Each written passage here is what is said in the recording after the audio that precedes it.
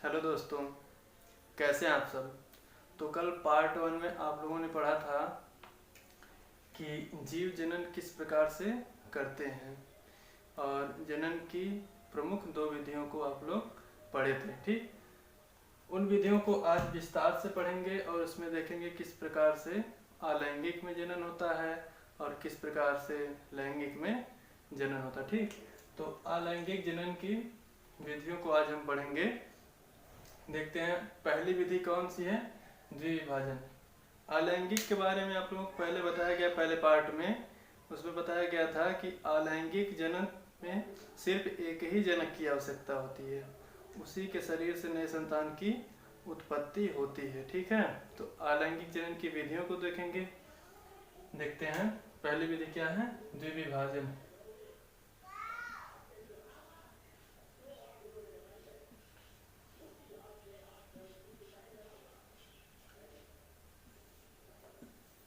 द्विविभाजन, देखिए नाम से ही पता चल रहा है द्विविभाजन। द्विव का मतलब दो, विभाजन का मतलब अलग अलग भागों में बांटना, अर्थात दो अलग अलग भागों में बांटना।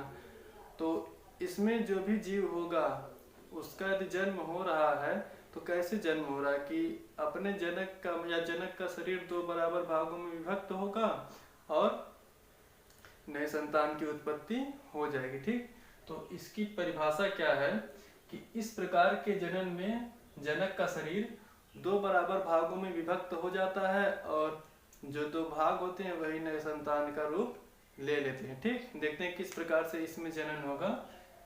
जैसे मान लीजिए कोई जीव है,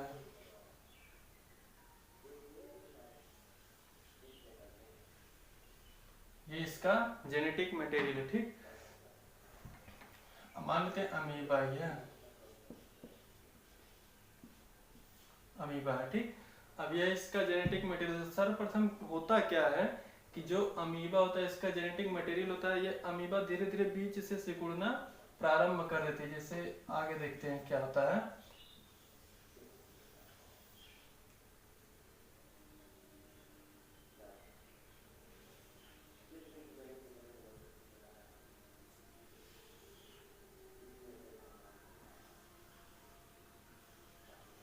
इस प्रकार से बीच से सिकुड़ना प्रारंभ कर देता है और आगे चलकर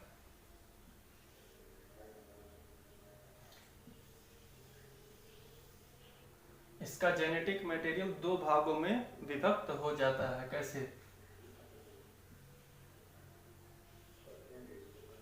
इस प्रकार से दो भागों में विभक्त हो जाता है और फिर जब दो भागों में विभक्त हो जाता है तो इसका शरीर भी धीरे धीरे करके दो भागों में विभक्त हो जाता है इस प्रकार से, और यह अपने जनक के समान हो जाते हैं। ठीक,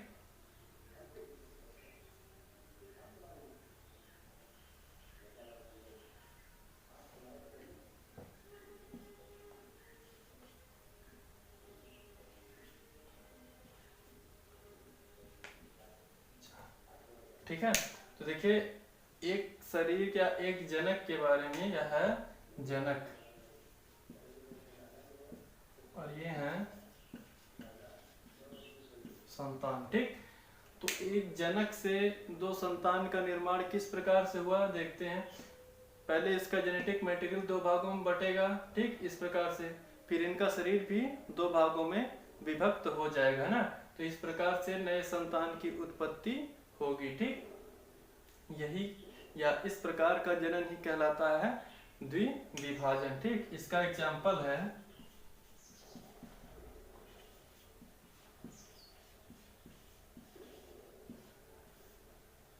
amoeba, Euglena,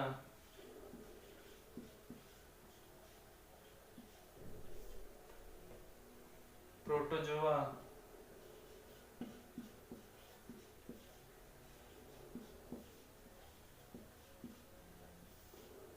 amoeba, Euglena, protozoa, है ना। तो सबसे मुख्य बात यह होती है कि एग्जाम्पल हमें याद होना चाहिए। एग्जाम्पल, क्योंकि क्लास 12th की यदि बात होती है तो अगर इसमें पूछेगा तो ऑप्शनली क्वेश्चन आ जाएगा कि द्विविभाजन किसमें होता है ना। तो ऑप्शन में दे देगा। तो या तो अमीबा अगर रहेगा तब भी सही कर देना, यूग्लिना रहेगा तब भी, और प्रोटोजोआ रहेगा तब भी सही कर देंगे। ठीक है, इन तीनों में से कोई एक रहेगा तो सही कर देंगे। ठीक, तो ये चीज आप लोगों को समझ में आ गया। आगे चलते हैं, देखते हैं आगे और कौन सी विधियां हैं।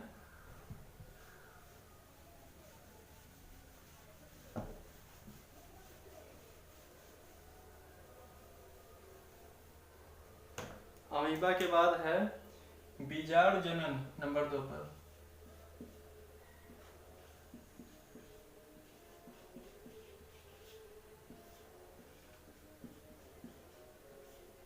हाँ, तो नंबर 2 पर हम देखते हैं क्या है, बीजाणु जनन। ठीक, बीजाणु जनन में होता क्या है कि जनक का शरीर से बीजाणु बनते हैं, शरीर में बीजाणु बनते हैं, और बीजाणु जब परिपक्व हो जाते हैं तो जनक के शरीर से अलग हो जाते हैं, और अलग होकर कई अन्य स्थान पर जाते हैं, वहां से अंकुरित होते हैं। अंकुरित होने के बाद नए संतान की उत्पत्ति करते हैं, या नए संतान के रूप में उगते हैं। ठीक, इसका एग्जाम्पल है पेनिसिलियम। तो सबसे पहले हम देख लेते हैं कि इसका पौधा कैसे होता है, कैसे बीजाणु निकलते हैं और जाकर अंकुरित कैसे होते हैं। फिगर के माध्यम से थोड़ा समझते हैं।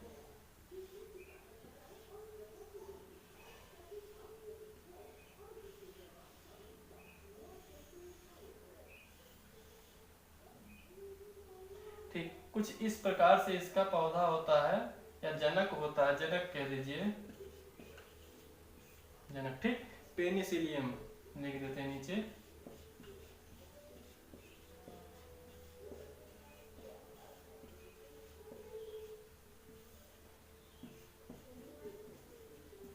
इसको जरूर याद रखेंगे, पेनिसिलियम नाम को जरूर याद रखेंगे, क्योंकि नाम ही सबसे इंपॉर्टेंट है। ठीक, अब देखते हैं पेनिसिलियम में किस प्रकार से बीजाणु का निर्माण होता है, और वे बीजाणु कहाँ जाते हैं और किस प्रकार से अंकुरित होते हैं। ठीक, देखें यहाँ पर इस प्रकार से बीजाणुओं का निर्माण होगा।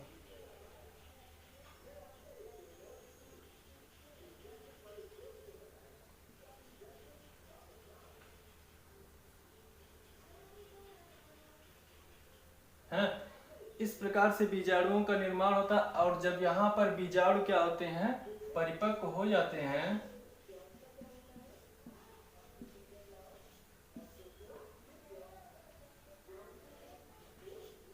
बीजाणु परिपक्व हो जाते हैं, तो ये क्या करते हैं, यहाँ से निकल कर किसी अन्य स्थान पर जाते हैं, उड़कर जाते हैं, तो जमीन पर कहीं ना कहीं गिरेंगे, है ना। अब यहाँ पर मान लीजिए गिरे, यहाँ पर गिरे, तो गिरने के बाद होगा क्या, यहाँ पर ये अंकुरित होंगे। ठीक, अंकुरित होने के बाद पुनः नए पौधे का निर्माण होगा इस प्रकार से।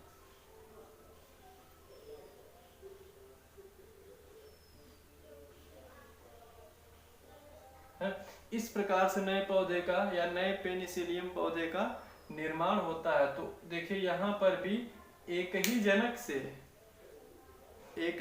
संतान का निर्माण हुआ। ठीक, ये क्या है, जनक है, ये है संतान। ठीक, जब एक ही जनक से संतान का निर्माण हो रहा है तो हम क्या समझेंगे कि यह भी अलैंगिक जनन है, क्योंकि अलैंगिक जनन में सिर्फ एक ही जनक के माध्यम से संतान का निर्माण होता है। ठीक, हाँ, एक चीज ध्यान देंगे कि जो नाम है, नाम को याद रखेंगे सदैव के लिए, हमेशा के लिए नाम को याद रखेंगे। अगर नाम याद है तो फिगर भी याद रहेगा, और फिगर याद रहेगा तो फिर क्वेश्चन में कोई प्रॉब्लम नहीं होगी। ठीक,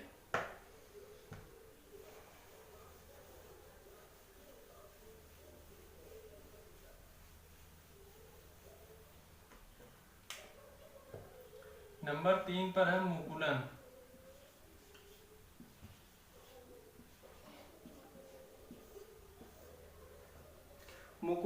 मुकुलन में देखिए होता क्या है, सबसे पहले जान लीजिए कि मुकुलन में होता क्या है, किस प्रकार से नए जीव का निर्माण होता है। फिर आगे हम बताएंगे, भी फिगर के माध्यम से आप लोगों को एकदम अच्छे से समझ में आ जाएगा। ठीक, मुकुलन में देखिए जो पौधा होता है या जो जनक होता है, उसके शरीर से एक मुकुल निकलता है।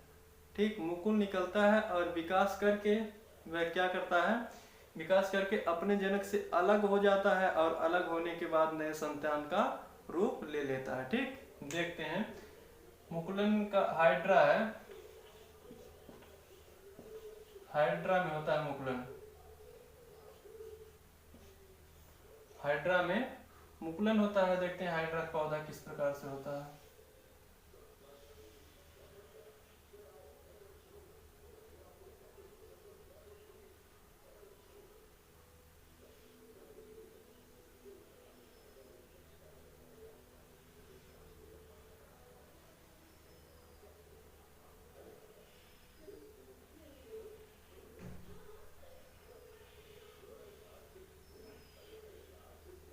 ठीक, कुछ इस प्रकार से हाइड्रा का पौधा होता है। अब इसमें देखिए यहाँ पर इस प्रकार से मुकुल निकलता है ना।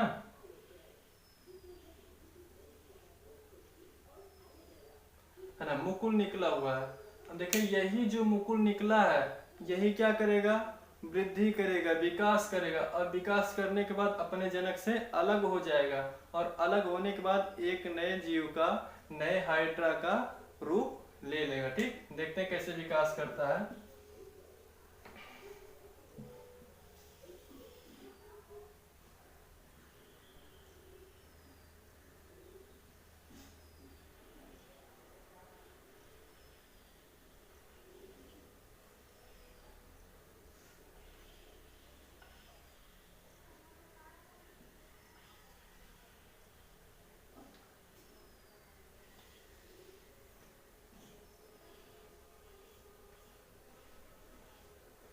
ठीक, विकास किया। अब देखिए यहीं से यह क्या होगा, अलग हो जाएगा, यहीं से अलग हो जाएगा और आगे चलकर अलग कहीं अपना अस्तित्व बनाएगा, अलग होकर अपने जनक के समान उत्पत्ति करेगा। ठीक, तो इस प्रकार से देखिए यहाँ पर भी एक ही जनक के माध्यम से एक नए संतान की उत्पत्ति हुई। ठीक, तो इस विधि को क्या कहते हैं, मुकुलन। ठीक, जनक के शरीर में मुकुल निकलता है छोटा सा, और वह मुकुल अलग होता है, जनक के शरीर से अलग होता है और अलग होकर नए संतान का रूप ले लेता है। ठीक, ये है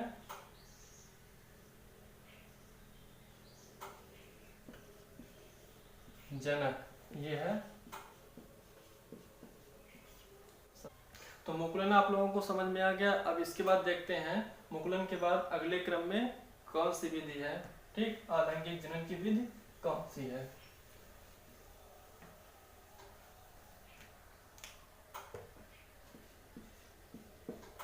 नंबर 4 पर है खंडी भवन।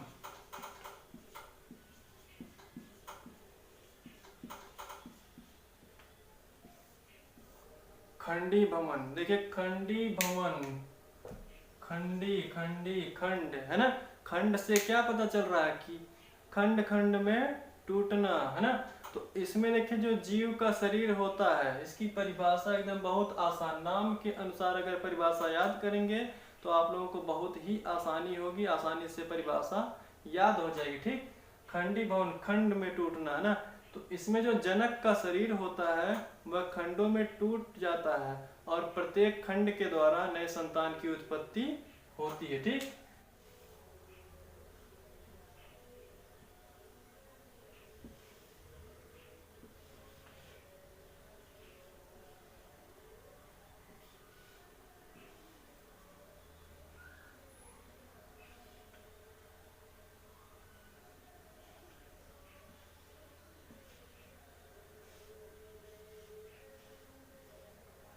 ठीक, यह है स्पाइरोगायरा।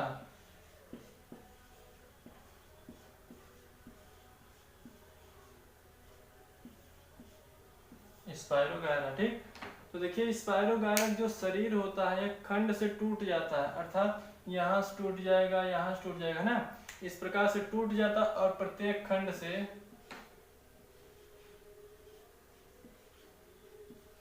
देखिए प्रत्येक खंड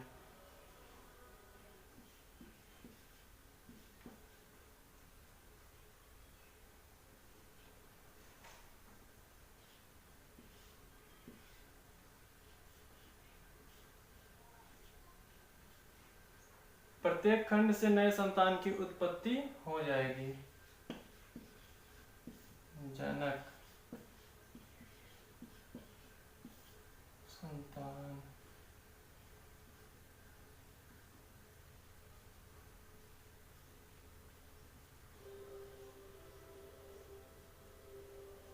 ठीक, देखिए जनक है और ये क्या है, संतान। ठीक, तो स्पाइरोगाइलम क्या होता है कि जो जनक का शरीर होता है वह खंडों में विभक्त हो जाता है, और प्रत्येक खंड, जैसे यह खंड और ये खंड, ठीक, ये अलग अलग मतलब संतान के रूप में हो जाएंगे। ठीक, तो खंडी भवन आप लोगों को समझ में आ गया। अब आगे चलते हैं पुनरुद्ध भवन पर।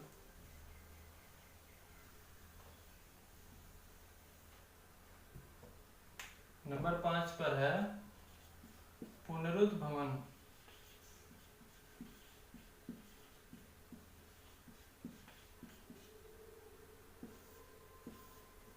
पुनरुद्ध भवन, देखिए यह भी कुछ खंडी भवन की तरह ही है ना।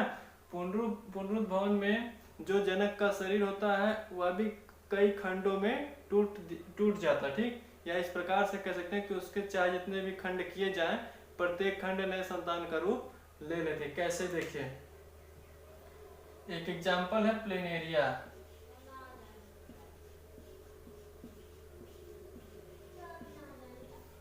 प्लेनेरिया ना, प्लेनेरिया देखिए पौधा किस प्रकार से होता है।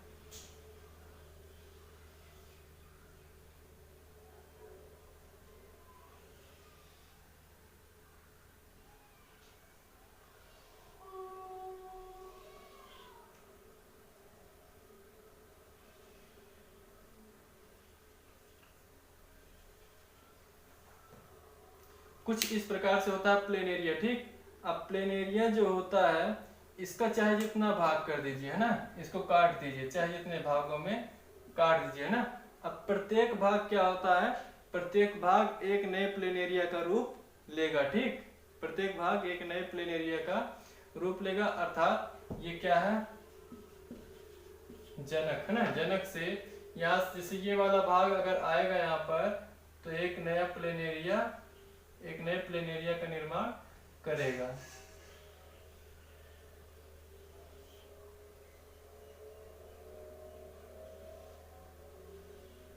ठीक, इस प्रकार से एक नए प्लेनेरिया का निर्माण करेगा। ठीक, तो देखिए अलैंगिक जनन की जितनी भी विधियां थी सब आप लोगों को बता दिया गया है और अच्छे से समझा दिया गया है फिगर के माध्यम से, ताकि आप उसे भूले ना। ठीक, और फिगर के माध्यम से समझेंगे तो कभी नहीं भूलेंगे।